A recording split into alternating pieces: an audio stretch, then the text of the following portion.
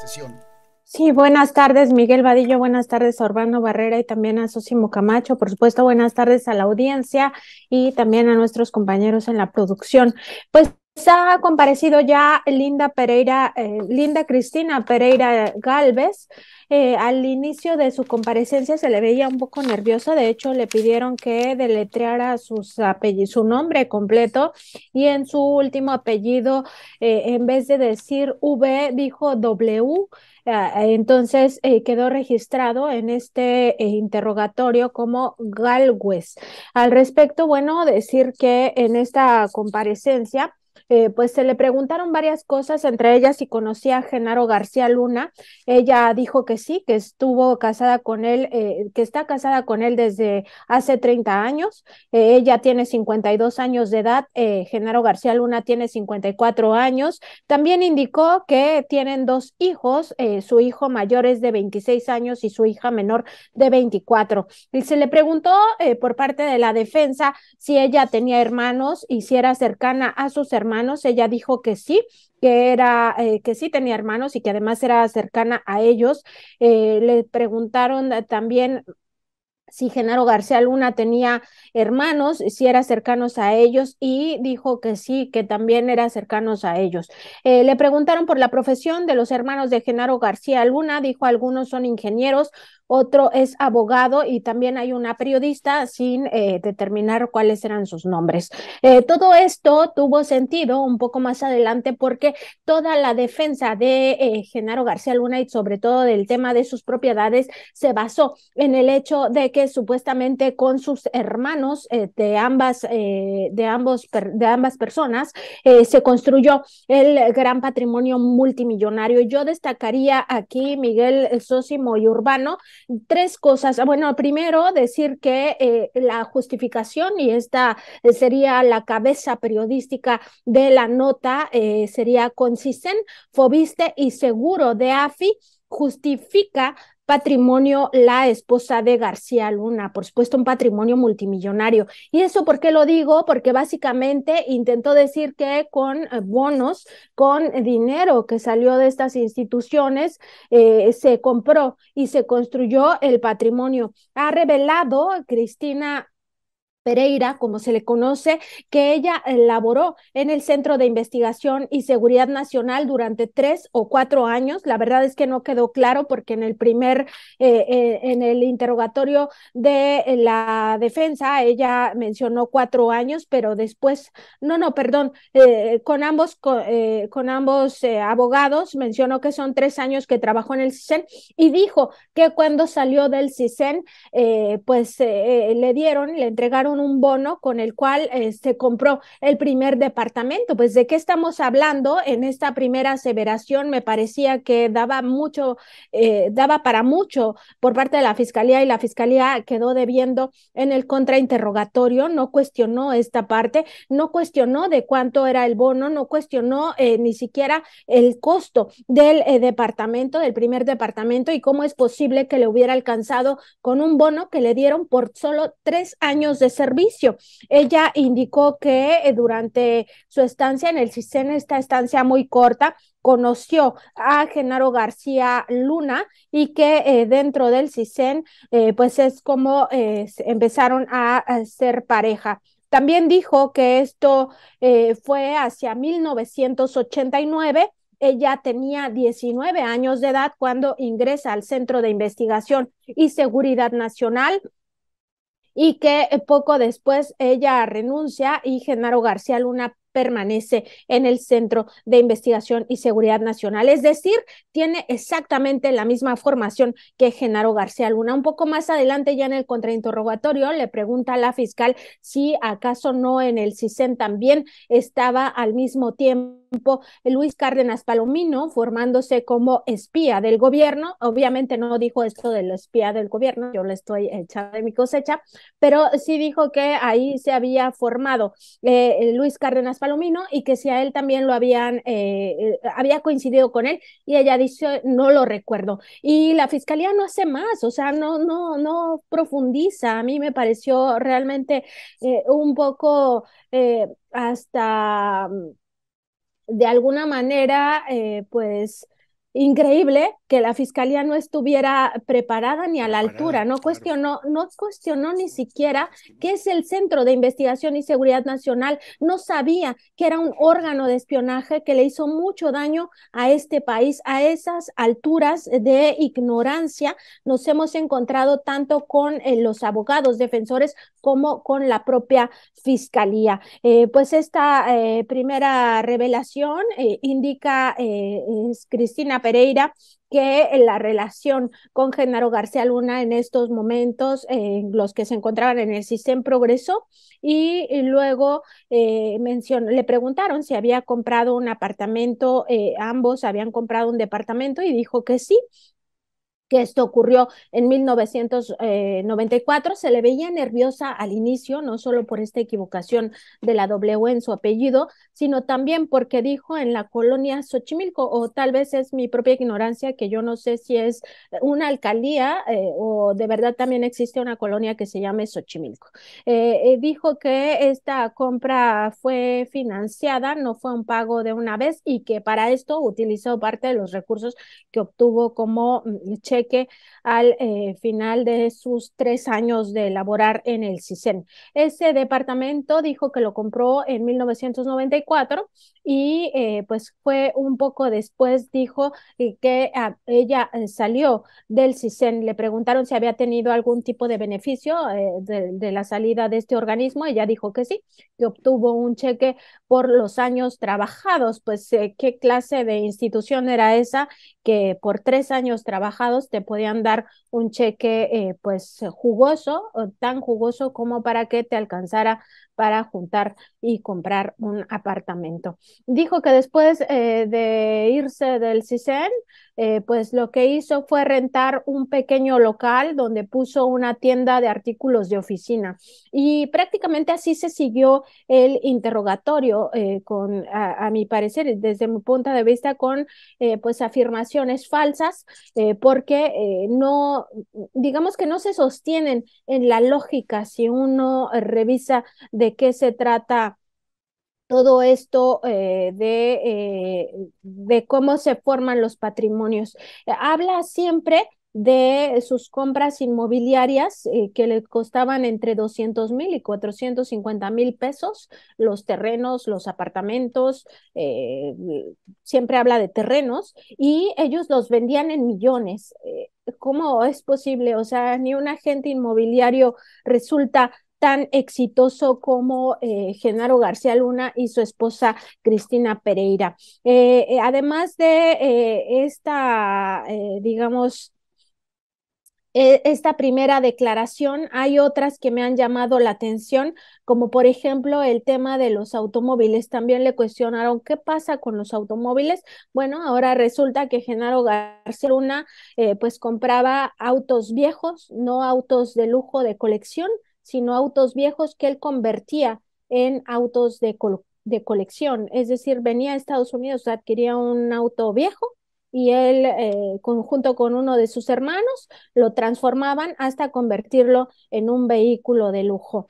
Esto incluso en plena guerra contra las drogas, es decir, le preguntaron en qué años reparaba esos automóviles y no tuvo ningún empacho la señora Cristina Percho en 2009. En plena guerra contra el narcotráfico, quieren hacernos creer que Genaro García Luna, el responsable de la seguridad pública, quien tenía bajo su control, por ejemplo, la Policía Federal y también este órgano desconcentrado de reclusorios federales, desde donde se nutrió también con todos estos contratos que ya sabemos que existieron. Ahora resulta que tenía tiempo para arreglar estos automóviles viejos y convertirlos en automóviles de lujo de colección. Otra inconsistencia que me parece muy relevante de mencionar en este primer espacio, antes de que empecemos a conversar un poco con más detalle, es que le preguntan que después ella qué se dedicaba, ¿no? Y antes de eso, ella decía que le preguntaron qué cambios hubo en su vida cuando Genaro García Luna asume la dirección de la AFI.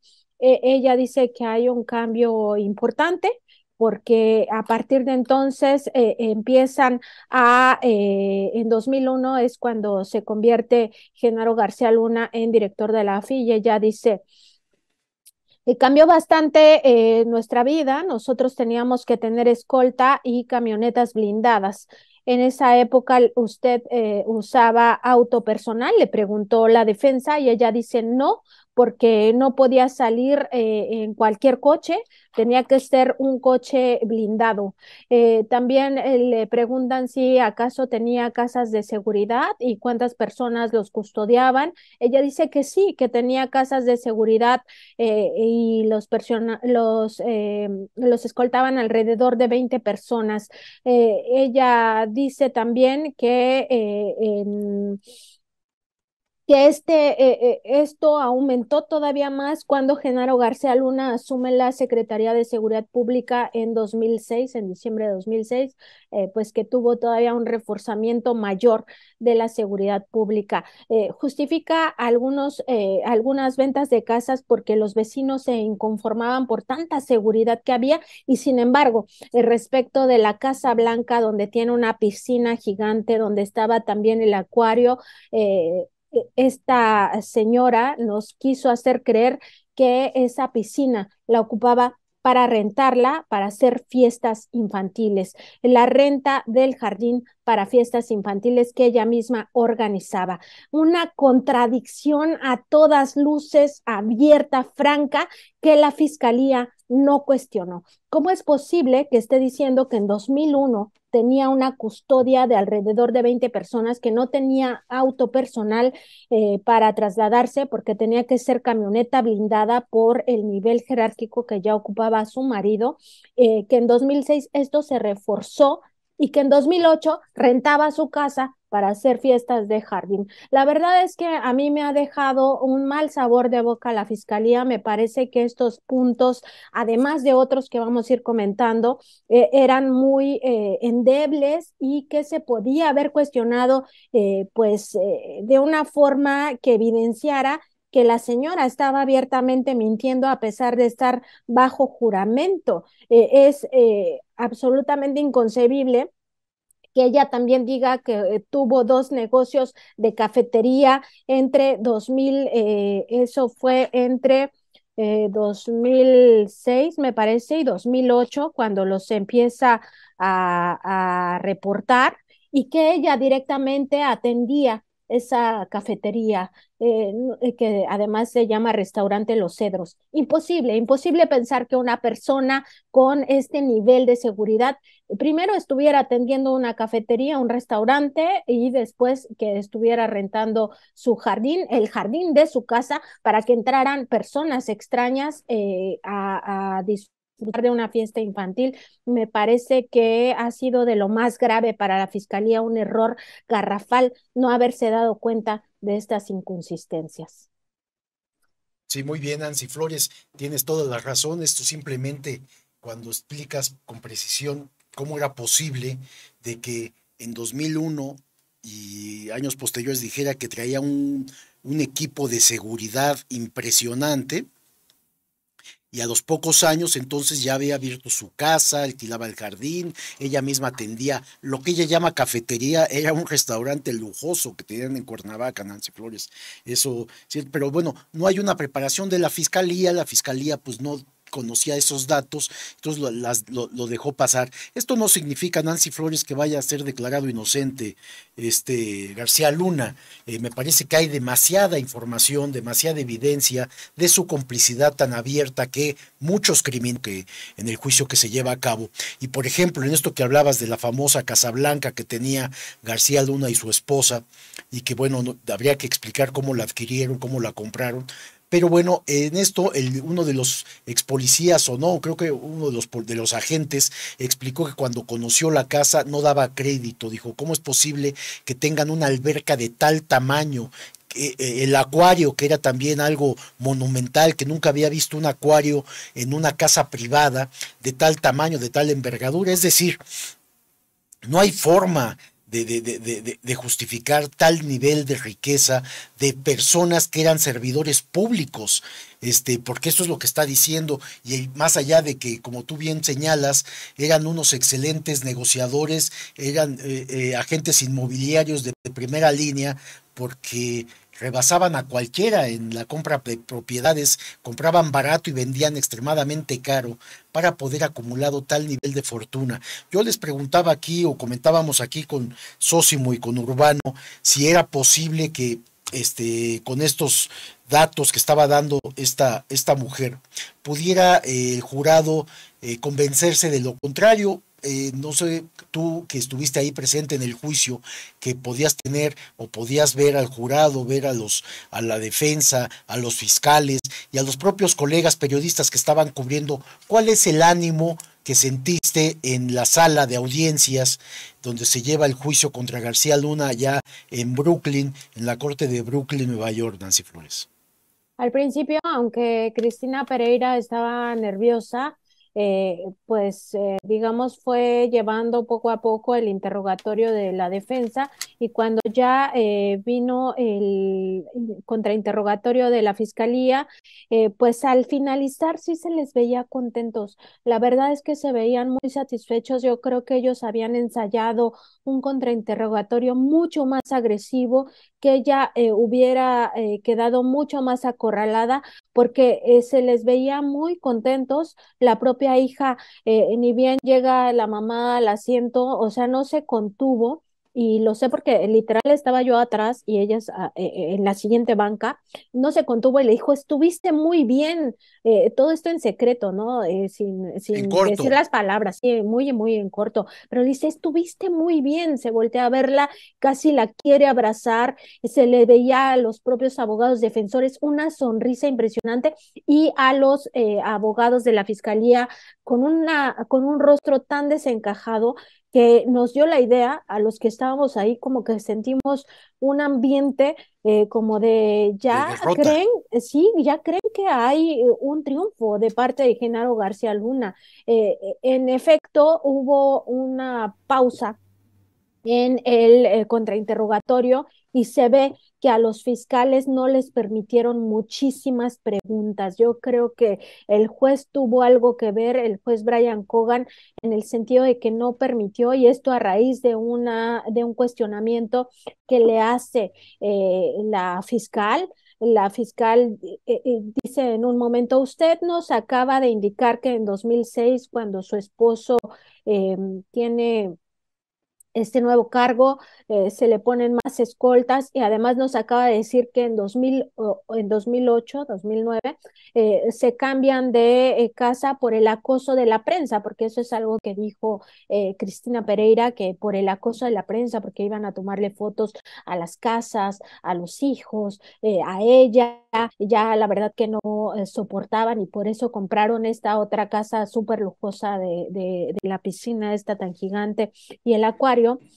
Dice, usted nos dice que esto ocurrió por el acoso de la prensa, cuando en realidad ocurrió porque acababan de asesinar a Arturo Beltrán Leiva. Ahí hay una objeción de los abogados defensores, el juez los llama y se ve claramente que le empieza a decir que no a los fiscales, no a los fiscales, no a los fiscales, y cuando regresan, ya su contrainterrogatorio pues se había desinflado totalmente, o sea, ya les quedaron unas tres preguntas, me sorprendió mucho que fueran incapaces de formular otras preguntas, pero también comprendo que hubo limitantes ya, directrices específicas que dio el juez de que algunas preguntas no se podían hacer y supongo que tenían que ver ya directamente con el asunto del crimen organizado y la relación directa con Genaro García.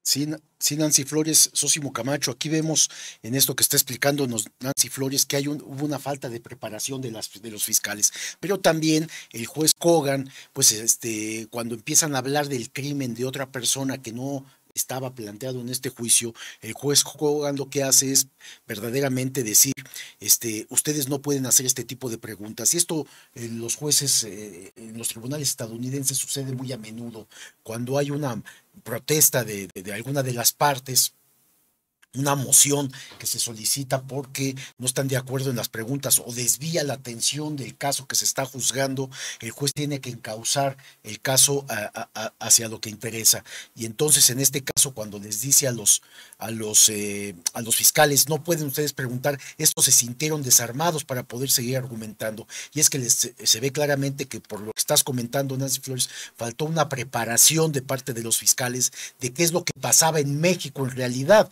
Tenían poca información y ellos estaban muy confiados en los testigos protegidos, policías y exagentes estadounidenses, y también en la versión de un criminal como el Rey Zambada, que llegó a señalar de manera directa que había entregado maletas de dinero a Genaro García Luna. Entonces, basados en esto, más la fortuna acumulada, pues ellos sentían que tenían ya un caso bien armado muy fuertemente.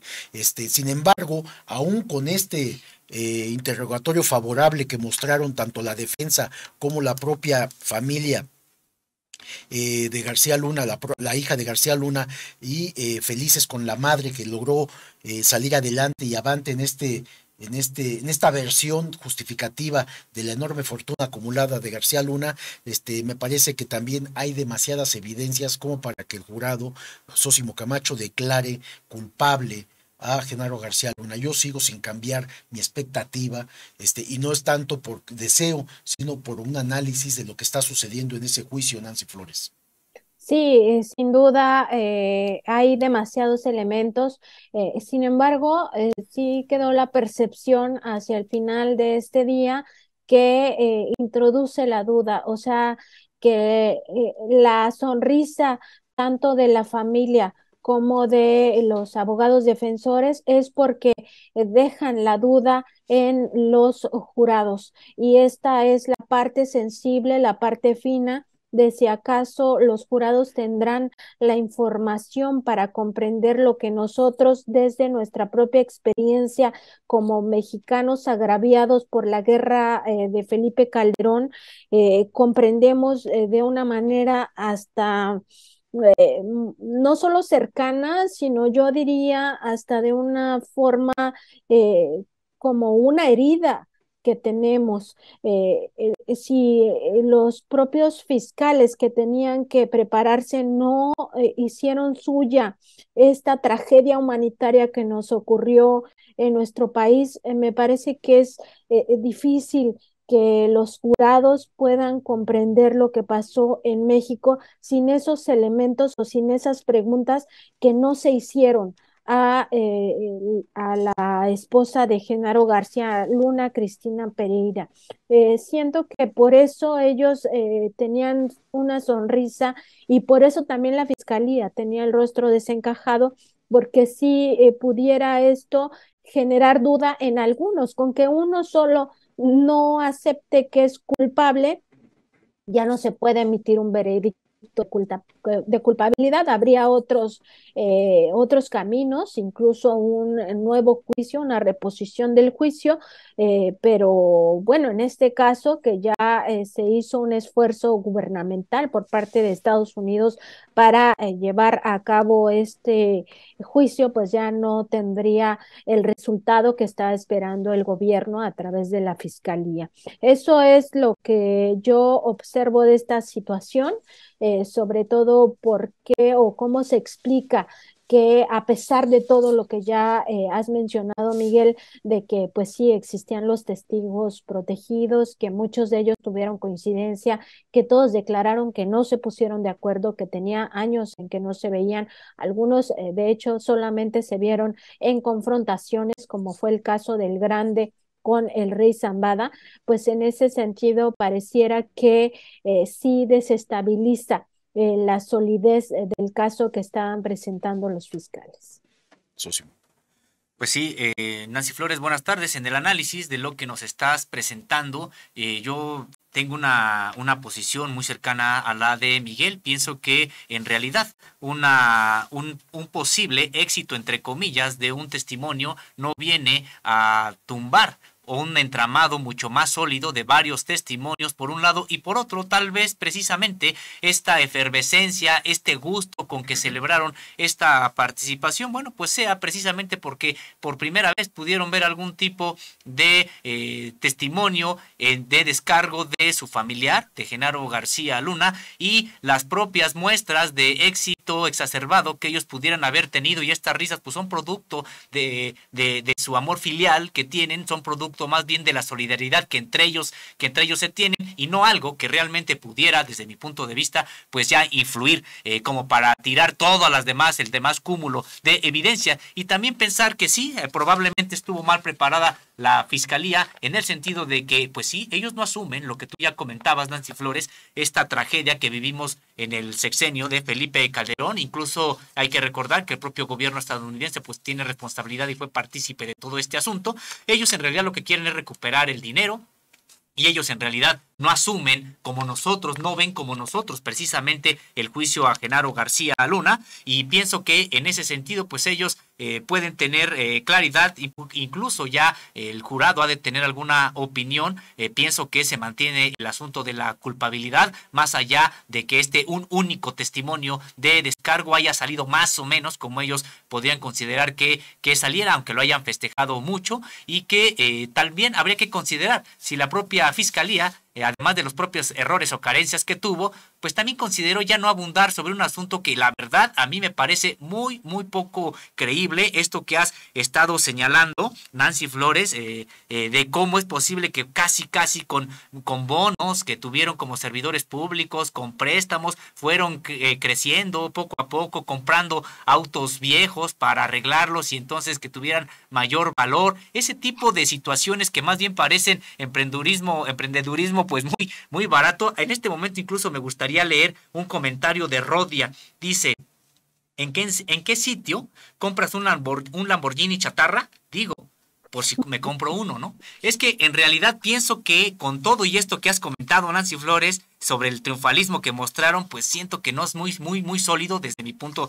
de vista, pero pues sí, es parte de mi opinión de este análisis, Miguel. Sí, bueno, y tiene razón Nancy Flores en este análisis que hace cuando dice, estamos hablando de 12 personas, hombres y mujeres, que desconocen la realidad mexicana, que no conocen qué está pasando en México, qué es lo que pasaba, cómo se llevaba a cabo la justicia, cómo se llevaba a cabo la impunidad, la corrupción, el abuso de poder, y sobre todo que no conocen cómo estas mafias de poder venían desde la presidencia de la República, de tal manera que habría que esperar cualquier veredicto del jurado. Yo sí creo, por toda la información que nosotros hemos reunido, las investigaciones que realizamos y que sabemos que estos son culpables, nosotros tenemos más información que los propios fiscales que están llevando el caso, y queda demostrado con esto. Nancy, ¿por qué duró tanto esta comparecencia? Fueron varias horas que estuvo esta mujer en el banquillo sometida a preguntas favorables de la defensa a modo, pero que en donde los fiscales les faltó pericia.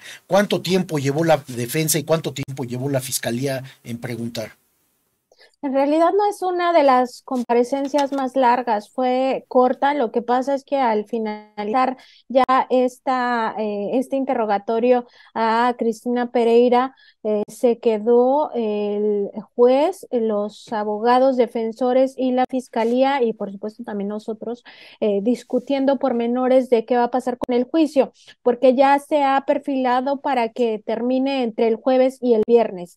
Esa es la situación antes de que salieran los jurados. Ha dicho el juez que pues ya está en la etapa final. El día de mañana se comienza con los alegatos finales, y justo para estos alegatos finales se quedan los abogados defensores y la propia fiscalía. A los testigos